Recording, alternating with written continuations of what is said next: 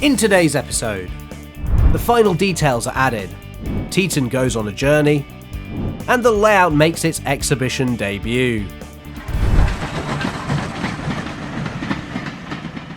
Hello everyone, welcome back to my channel, That Model Railway Guy, and welcome to a really exciting video because it's the one we've all been waiting for. It's exhibition time. Well, not right at the moment of course, but that is coming up in this video. First though, I have to say a huge thank you to Reedley, who are brand new sponsors for the channel. It's great to have them on board, and I'm going to be talking about them more later on in the video. Now, you might notice that the layout is in a different place today, and that's because, like I said, the exhibition is very, very close now. At the time of filming, it's literally less than a week away. I have to admit, the stakes do feel quite a bit higher with this one, because for a lot of people, this might be the first time they actually see TT120 in person. If the layout doesn't work or looks unfinished, then it's not just embarrassing for me, but it could potentially sway some people's opinions of the scale overall, so there's a little more pressure this time round. Now, in the previous episode, I did manage to get all of the scenery done on the layout, and Teaton is looking a lot more finished. That said, there is still plenty of detail to add across the layout, just to make it really stand out at the show. So let me show you what I've been working on.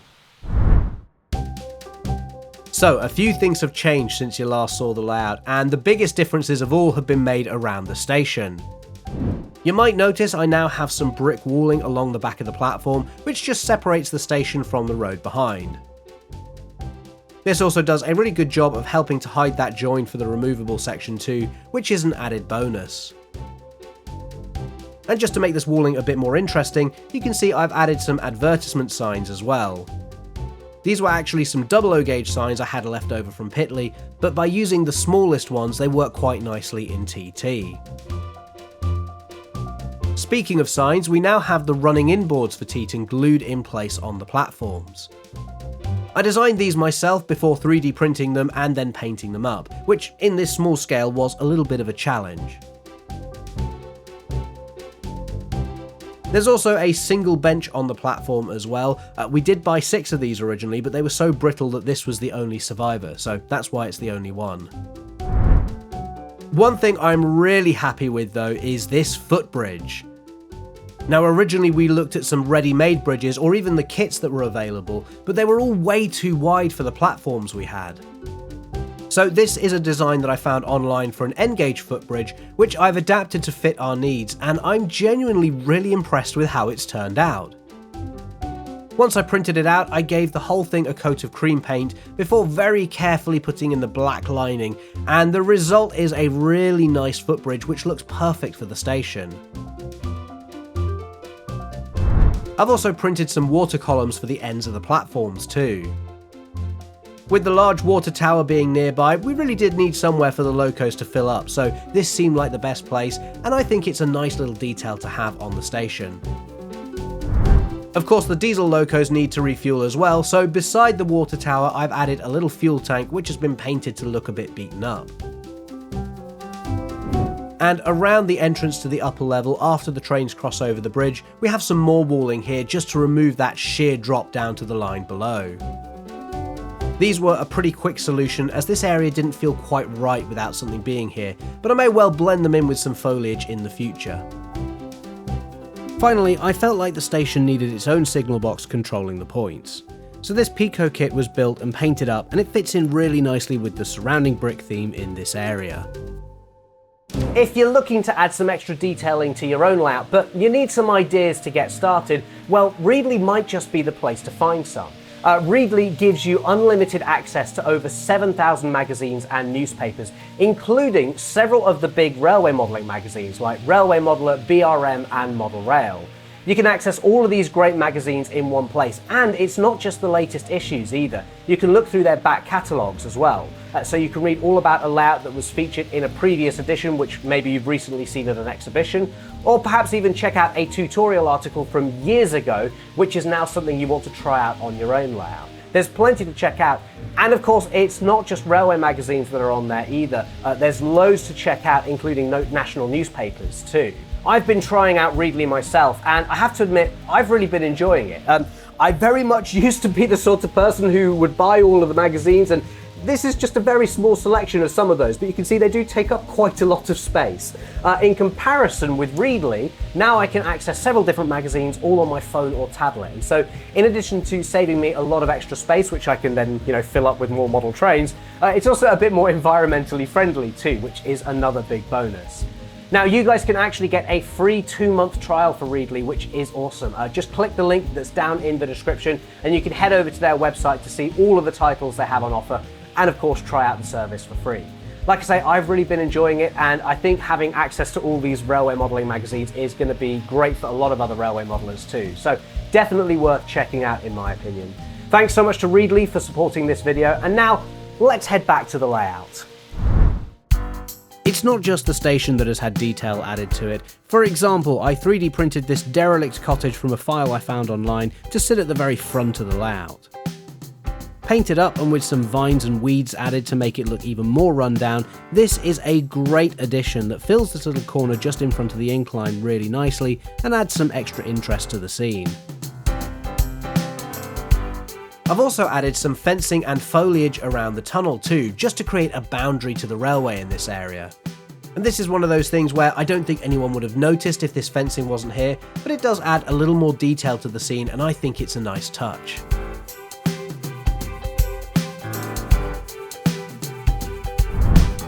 Similarly, I've added some fencing around the field and the cottage at the other end of the layout. This makes the area feel a bit more contained, as if it's a farm with the access track running behind it.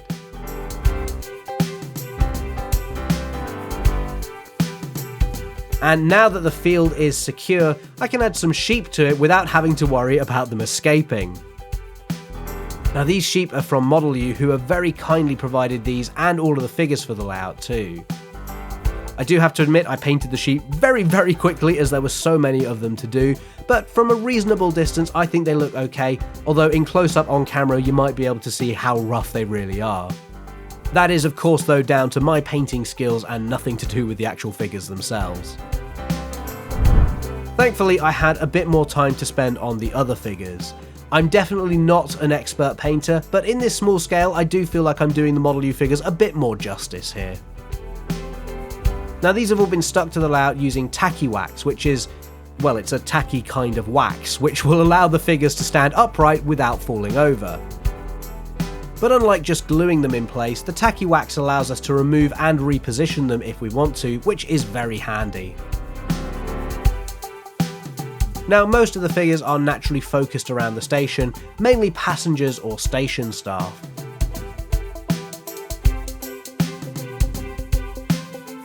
That said, I do have a few workmen over by the broken section of bridge too, just as if they're having a look at the repairs they need to make.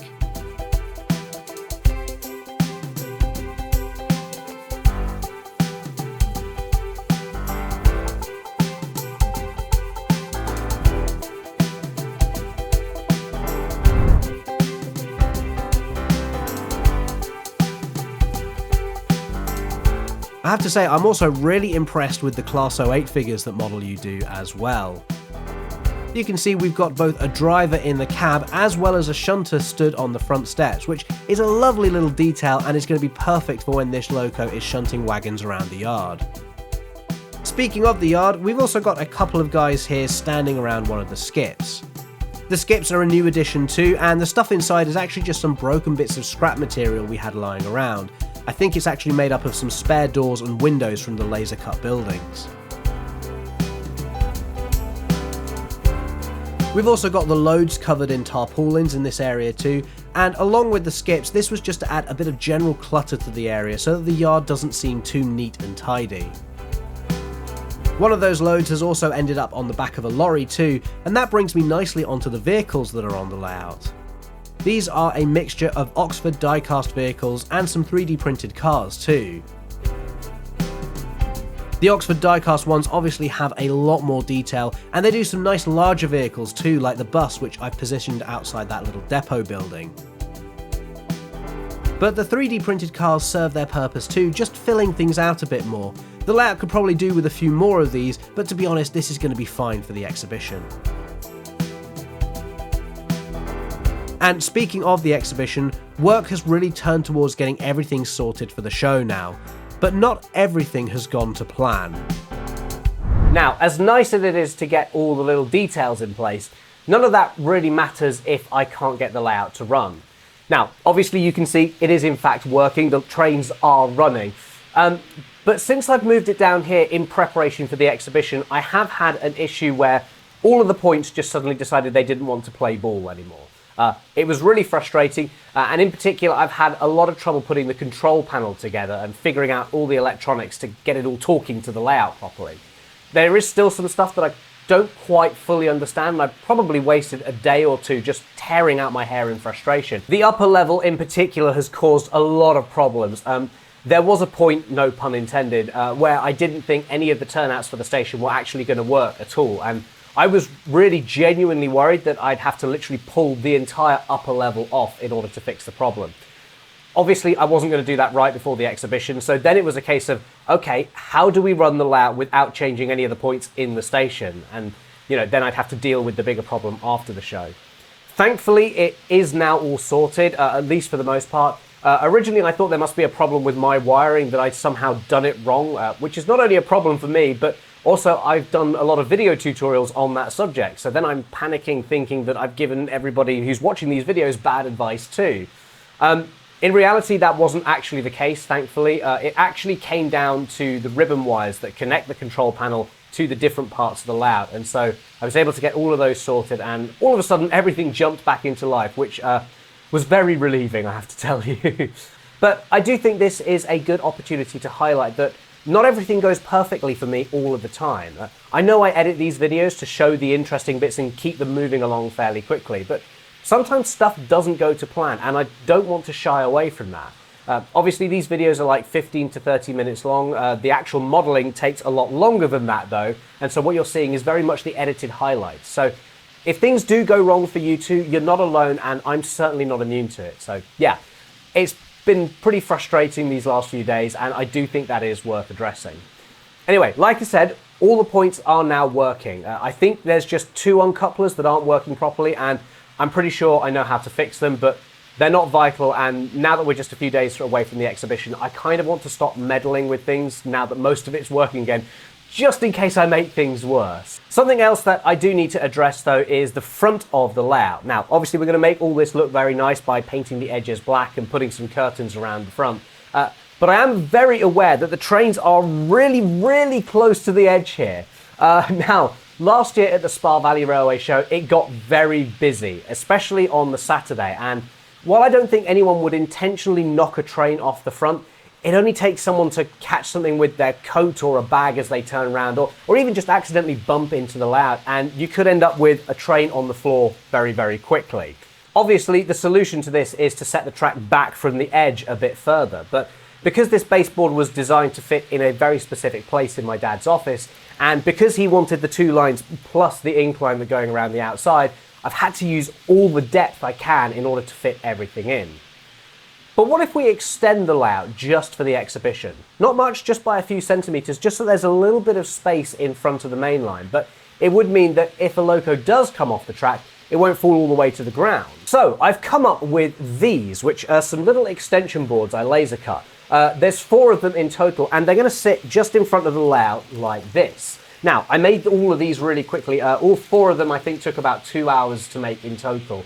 That's for all of them. And essentially what I did was just laser cut some boxes, painted them brown, stuck some of my dry stone walling down them just for a bit of interest, and then I gave them a quick covering of static grass afterwards with a bit of foliage dropped over the top just to break up the surface a bit.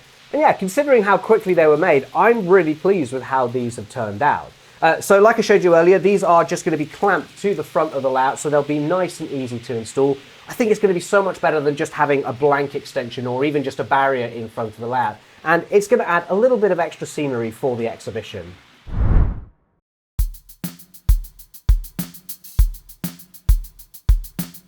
So here we are, setup day for the Spa Valley Railway Show. I'm excited. It's going to be a good weekend, I think. Sad as it may seem, this is one of the highlights of the year for me. So yeah, it's always good fun, and I'm hoping that's going to be true this weekend as well. Obviously it's been a bit of a tough week, lots of ups and downs, as I've already said.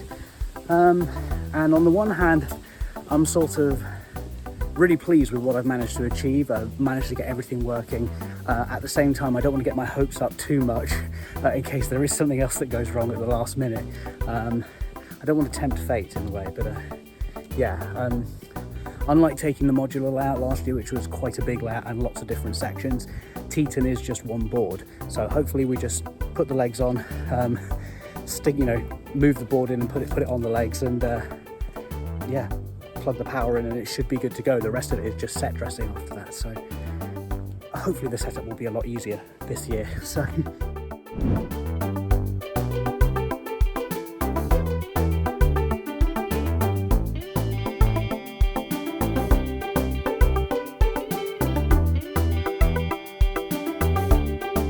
With the layout loaded into the van, it was time to make the journey over to Tunbridge Wells to set up for the exhibition.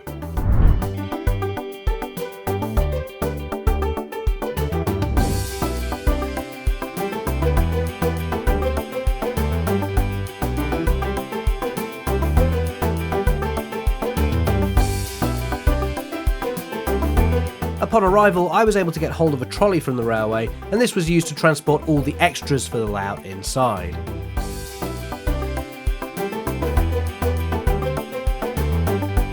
The crucial part though was moving the layout itself inside. Unlike the modular layout from the previous year, which breaks up into lots of little sections, Teaton is made from one big board instead. That means that once we did get it inside, the rest of the setup would be fairly easy, but this was the most nerve-wracking part.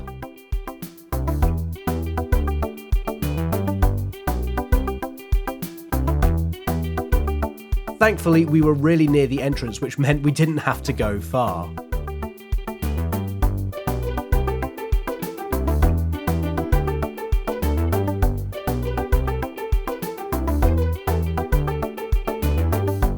And fairly quickly, we were able to start making the layout look its best.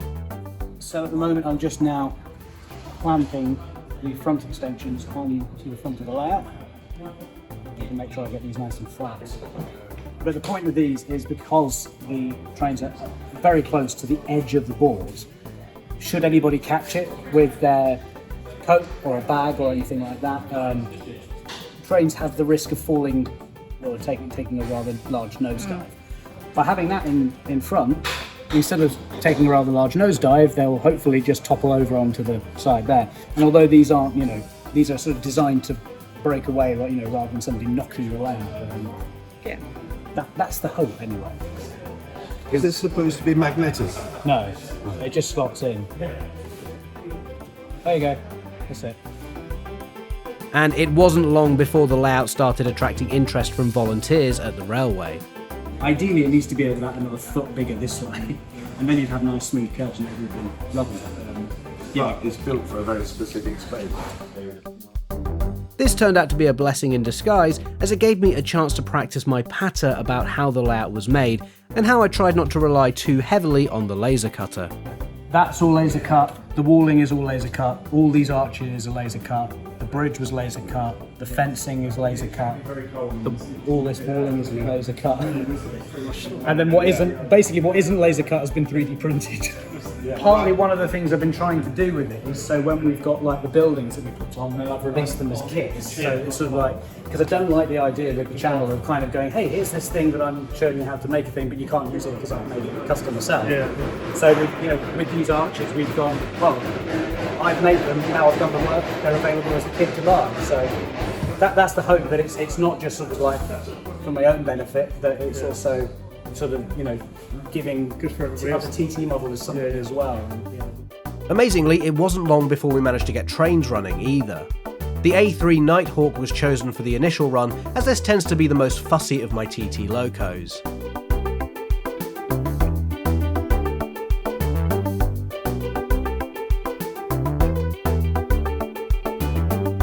Thankfully though, all seemed to be well, which was a really good sign.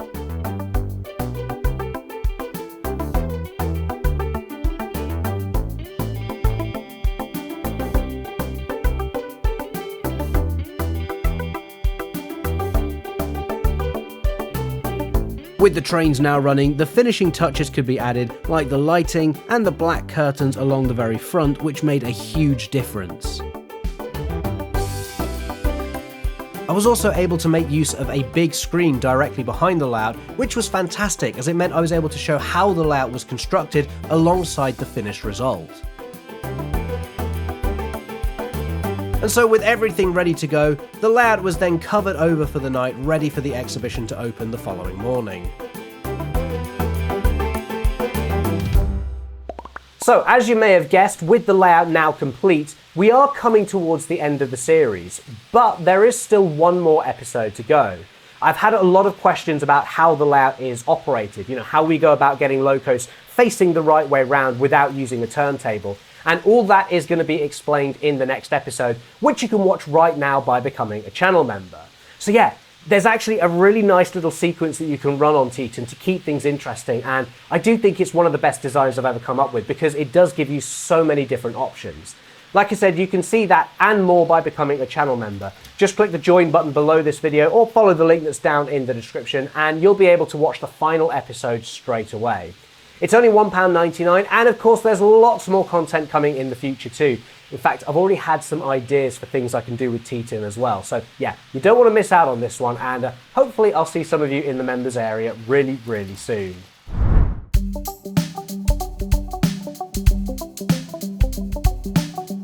Okay, so it's Saturday morning, exhibition time. I'm really excited. Yeah, this room feels very empty now that it doesn't have the layout in it anymore, but yeah, just about to head over to the Spa Valley Railway before the show opens in a few hours' time. So yeah, really looking forward to it, and looking forward to meeting lots of people and introducing Teaton and TT120 as a scale to them. Yeah, the setup yesterday went really well, a lot easier to do than the modular model railway, obviously with it just being one board. I know I've said that a few times in this video already, but it really does make a big difference. And yeah, we got trains running and everything was working fine yesterday, so hopefully that's still the case when we get there today. But yeah, there's a little bit more pressure with this one. Again, like I've said a few times in this video already, it's not just me going, oh look, here's a thing I've made. This time it's also, look what's possible in this new scale. So yeah, it's going to be exciting. I'm really looking forward to it. I suspect I'm going to have lots of conversations in a similar sort of vein today. So yeah, let's just jump right in and see what happens. Upon arrival at the Spa Valley Railway, the show was already a hive of activity, with many of the layouts and traders having set up earlier that morning. It wasn't long before the show got underway though, and just like last year, it was an incredibly busy couple of days.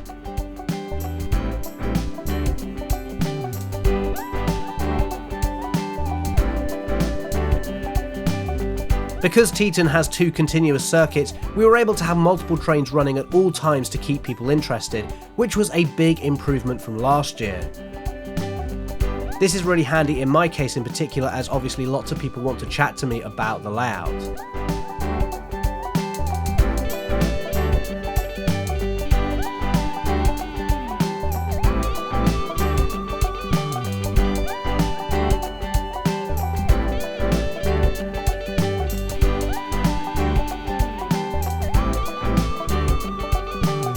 I also had some sample packs from Specialist Aggregates to hand out, which contained a few of their different scatter products.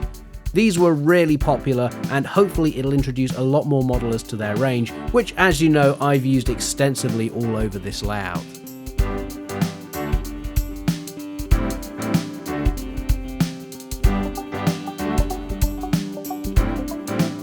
Now last year the show was incredibly busy on the Saturday, almost to the point where it was too packed. This year though, it did seem to be a more even spread of people throughout the entire weekend, despite this actually being busier than last year's show.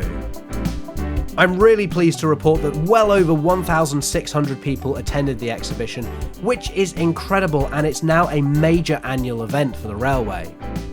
And just overall, it was great to meet so many of you who have been following the build of the layout online. I had lots of great chats throughout the show though, with loads of you about the pros and cons of the scale, and hopefully I was able to show that despite TT120 still being fairly new, it's absolutely possible to build an interesting layout in this scale.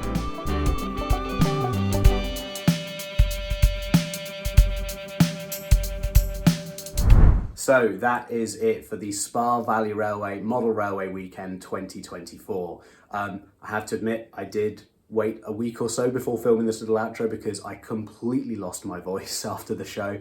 And that was because I had so many great conversations throughout the weekend with lots of different people, loads of you who have followed the build of the layout on this channel. So thank you so much if you came along. Especially we had a few people saying they came to the show to see the layout in particular, especially. So that was incredible. I think the furthest was somebody from Whitby. So yeah, just incredible. Thank you so much to everybody who came along. But also had loads of conversations as well with people who knew nothing about the channel, didn't really know anything about TT, and were just curious to see what this new scale was. So yeah, and it was just a fantastic event for the railway overall. So yeah, I believe the show is going to be returning for 2025. I think the dates are the 20th and the 21st of September. So yeah, I have no idea if I'll be taking a layout at this point. That's not the question to ask me right now. I need a bit of a break. So, you know, we'll figure that out later on. But the show at least will be returning, and I'm sure I'll be involved in some way. But yeah, thank you so much to everybody who has watched this video. Thank you so much to everybody who came to the exhibition. It was great to be able to hang out with you for the weekend. And yeah, like I said, there is one more video in this series where I'm going to be doing a full running session, sort of a full running sequence almost on Teaton. I'm really looking forward to that. I hope you guys are too. And yeah, I'll see you for that video very, very soon. In the meantime, if you haven't already, please do subscribe to the channel. Don't forget to hit that like button and leave a comment and all that good stuff, because it really does help the channel. But like I said, that's it for today. Thank you so much for watching, everyone, and I'll see you in the next video. Bye.